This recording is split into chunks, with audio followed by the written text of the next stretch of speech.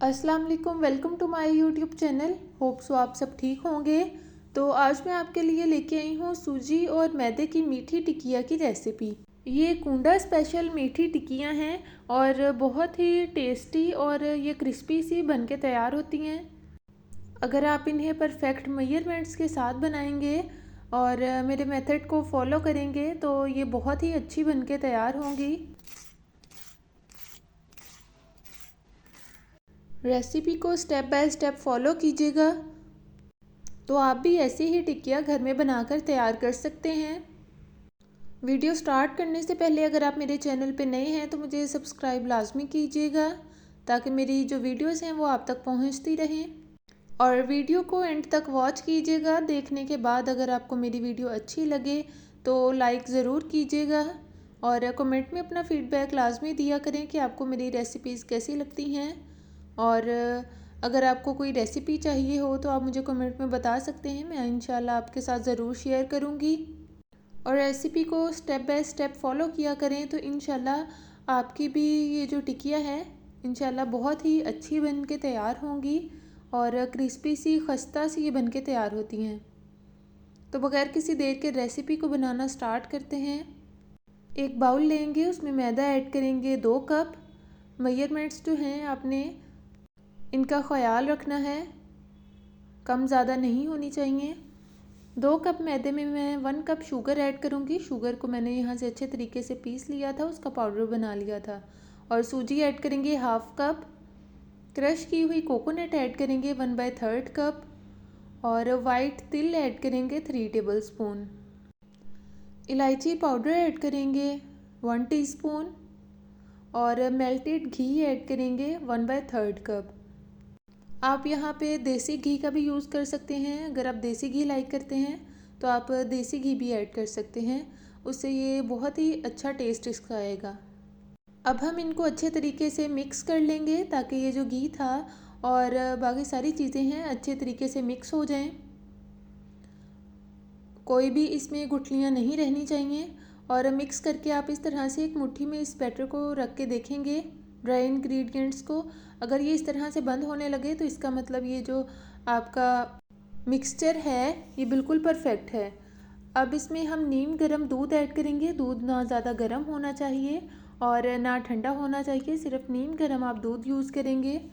मैंने यहाँ पे 1 कप दूध लिया था और उसमें से मैं आपको एंड पे दिखा दूँगी कि कितना दूध यूज़ हुआ है। और दूध को आपने हमेशा थोड़ा थोड़ा करके ऐड करना है। और दूध आपने हमेशा थोड़ा थोड़ा करके ऐड करना है ताकि ये जो हमारी डो है वो सॉफ्ट ना हो जाए। इस डो को आपने सख्त ही रखना है।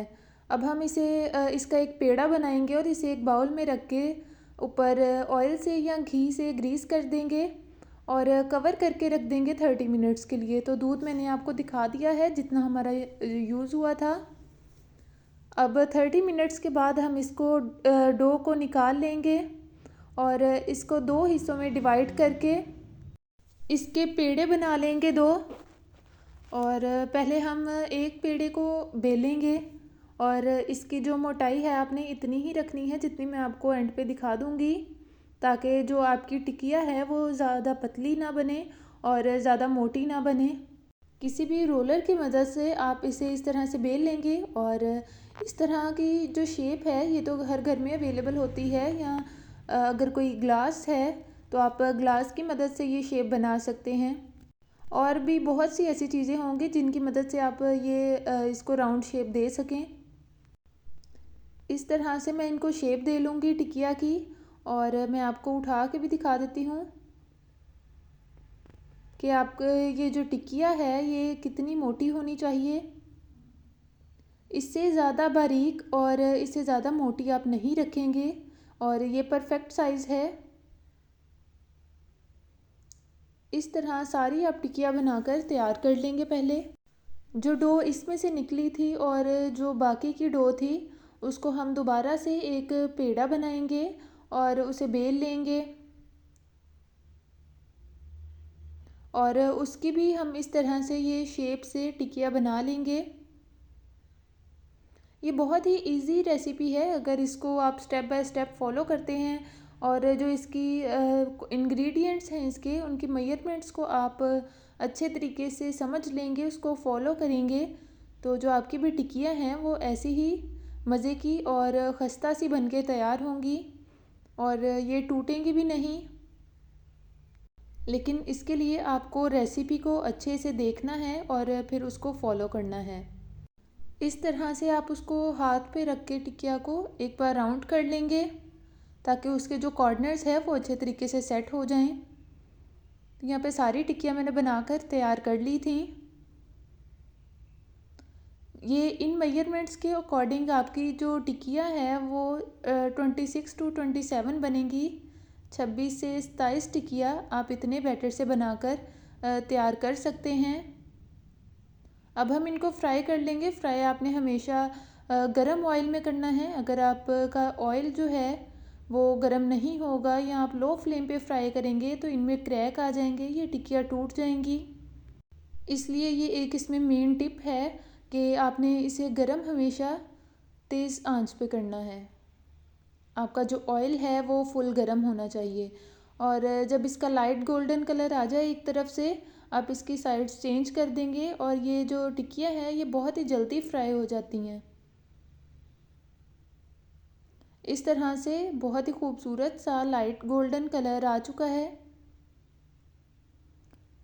आप इनको टाइम पे देखते रहेंगे ताकि कोई भी जो साइड है वो जल ना जाए और इसका जो कलर है वो डार्क ना हो जाए। बिल्कुल ही लाइट सा गोल्डन कलर इस तरह का आप इसका रखेंगे। तो टिक्किया हमारी फ्राई हो चुकी थी। अब आप इसे किसी भी नेट में या कोई सी प्लेट में निकाल लेंगे।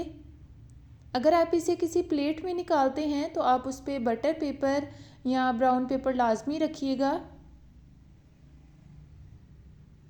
क्योंकि इससे आपकी ये जो टिक्किया है वो बहुत ही क्रंची और खस्ता सी रहेंगी। ये अगर आप इस तरीके से बनाएंगे तो जो आपकी टिक्कियाँ हैं वो बिल्कुल भी टूटेंगी नहीं, उनमें क्रैक नहीं आएगा। मैं आपको दिखा भी देती हूँ कि ये किस कदर क्रिस्पी बनके तैयार हुई थी।